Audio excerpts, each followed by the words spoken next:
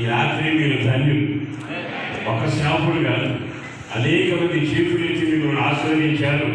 ఒకవేళ ఎలాంటి శాపమున్నా కొట్టివేయబడబోతుంది, ఎలాంటి కన్నీరికైనా ముగింపు కలగబోతుంది, ఎలాంటి ఆటంకమైన రద్దు చేయబడబోతుంది. దేవుని యాజకుడు లేవీయులు జీవించారట, అది వినబడిందట, ప్రార్థన పరలోకంలో చేరిందట. దాని ప్రతిఫలం ఈ తలల మీద ఉంటుందట. కొద్దిసేపు దేవుని మాట విందాం.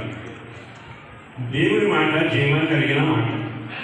దేవుడు నమ్మదగిన దేవుడు. ఆ నమ్మదగిన దేవుని బట్టి మనం బ్రతుకుతాం. ఈరోజు నేనైనా మీరైనా బ్రతుకున్నాము అంటే అది దేవుని మహాకనికరం. ఈ శుభవేళ నేను మీ అందరికీ చెప్పాలన్న మాట ఏమిటంటే, మనము మన కుటుంబాలు దీవెనకరంగా ఉండాలి, మనము మన కుటుంబాలు దేవునికి మహిమకరంగా ఉండాలి, మన సాక్ష్యం ప్రజ్వరిల్లాలి, ప్రజలకు మేలు జరగాలి. చాలాసార్లు మన జీవితంలో నిరాశ పాలవుతూ ఉంటాం, కొన్నిసార్లు కృంగిపోతూనే ఉంటాం. ఆ కృంగిపోయినప్పుడల్లా మనకి ఏమనిపిస్తుంది అంటే, వాళ్ళు ఉంటే బాగుండేది, ఈ కార్యం ఇలా జరిగితే బాగుండేది అంటూ కొన్ని సంఘటన జ్ఞాపకం చేసుకుని కలవరపడుతూ ఉంటాం. నా దేవుడు ఎవరో తెలుసా? ఎల్లప్పుడూ మార్పు లేని దేవుడు. ఆయన నిన్న నేడు నిరంతరం ఏకరీతిగా ఉన్న దేవుడు. ఆయన తప్పక నీ జీవితంలో వేరు చేస్తాడు. జయమని గ్రహించగలిగిన వాడు, ఆయన చిత్రం అక్షరాల నెరవేర్చి మహిమ కలిగిన కార్యాలు చేయగలిగిన వాడు.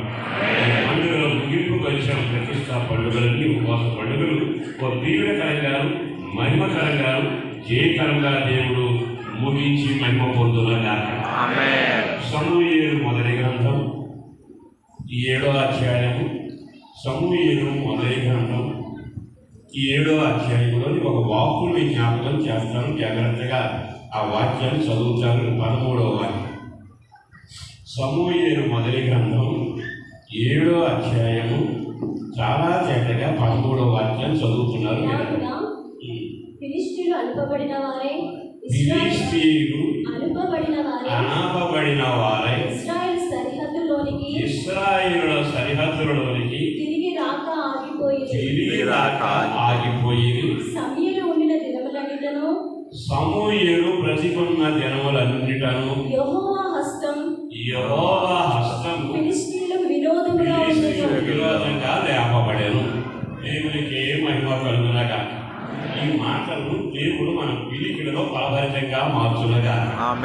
ఈ శుభవేళ మీకు ఒక విషయం చెబుతాను. అదేమిటంటే, దేవుని బిడ్డలని ఇశ్రాయేలులు మన యాత్ర చేస్తూ ఉండగా వారికి 7 జాతులు వారు లేచి నిలబడి వ్యతిరేకంగా కార్యక్రమాలు చేసేవాడు. కార్యక్రమానికి ప్రతిదీ అవరోధం కలిగించడానికి 7 జాతుల వారు కంకణం కట్టుకున్న వ్యక్తులు.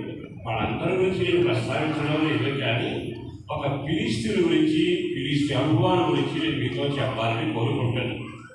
ఆ ఫిలిష్తీయుడు ఇశ్రాయేలుకి ఎప్పుడు విరోధంగా లేచి ప్రయాణాన్ని ఆటంకపరిచేవాడు, సంపాదన అనుభవించకుండా ఆటంకపరిచేవాడు, ఆత్మలో ఎదగకుండా ఆటంకపరిచేవాడు. ఓ రకంగా వాడు జీవించినంత కాలం దేవుని ప్రజలకు శ్రమలు ఎప్పుడు ఉర్రూతలుగుతూనే ఉన్నాయి. కానీ నా దేవుడు చక్కని మాట రాస్తున్నాడు. ఇక మీదట మీ ఫిలిష్తీయులు చెప్పడం మీ శత్రువులు ఈ పండుగ సందర్భంగా ఈ నాటి నుండి ఆనపబడుదురుగాక. చాలా తేటగా చెబుతున్నాడు. రెండవది ఏంటంటే, ఆ ఫిలిష్తీయులు మరలా తిరిగి మీ లోపట, మీ గృహాల్లో, మీ సంఘాల్లో, మీ పరిచయలో ఇక ఎన్నడూ వారు ప్రవేశించారు. దేవునికి మహిమ కలుగునగా. మాట కూడా రాశాడు. అదేమిటంటే, సమూయేలు బ్రతికున్నంత కాలం, అలా వినండి, సమూయేలు బ్రతికున్నంత కాలం దేవుని హస్తమట ఫిలిష్తీయులకు విరోధంగా ఎత్తబడింది. ఈ మాటలు కొంచెం జాగ్రత్తగా గమనిస్తే, సమూయేలు బ్రతికున్నంత కాలం అనే ఒక మాటను అక్కడ వాడాడు. ఆయన బ్రతికున్నంత కాలం జరిగిందట. మనం కూడా కొన్ని మాట్లాడతాక ఆయన బ్రతికున్నంత కాలం కార్యక్రమాలు భలే జరిగాయని, ఆయన బ్రతికున్నంత కాలం కరువులో మాకు తెలియదు. ఆయన బ్రతికున్నాడే, ఆయన బ్రతికున్నప్పుడు, ఆయన ఉద్యోగం చేసినప్పుడు అసలు మా బాధలని బాధ్యతలని ఆయనే స్వీకరించి చేసేవాడు. అంటే ఒక వ్యక్తి వలన జరిగిన కార్యాలు మనం జ్ఞాపకం చేసుకుంటూ ముచ్చటపడతా ఉంటాం.